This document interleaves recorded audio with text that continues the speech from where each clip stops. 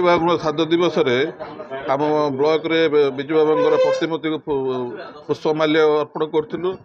एमर समस्त सरपंच आमर उपाध्यक्ष जिला परिषद सभ्य सभ्या समस्त सरपंच विजु जनता दल जो मैंने अच्छा कर्मी मैंने जोगदे आम यहाँ को बहुत आनंद भाव में पालन कर विजु बाबूर जो बलिष्ठ अवदान रही ओडिशा प्रति आज कहवा बाहुल्य से जड़े अभूला इतिहास किंतु तांकर जो इतिहास अच्छी से इतिहास को आज पर्यंत कई से इतिहास पाहच अतिक्रम करना जहाँ भारत जो स्वाधीन पराधीन थी से विजु बाबू अवदान कहले न सरे से इंडोनेशिया भूमिपुत्र मुकुटबिहीन सम्राट ओडिशार द्वितीय खारवेल पूर्वतन मुख्यमंत्री आज आमर 27तम विजु बाबूंकर 27तम श्राद्ध दिवस ये कुकुड़ाखंडी रे पालन हो जाइए।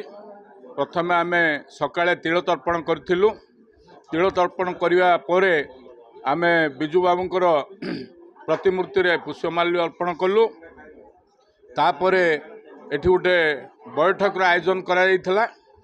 बैठक रे आम ब्लॉक चेयरमैन कामाक्षी प्रसाद पात्र सी आमर अध्यक्षता करुले सभा परिचालना करुले।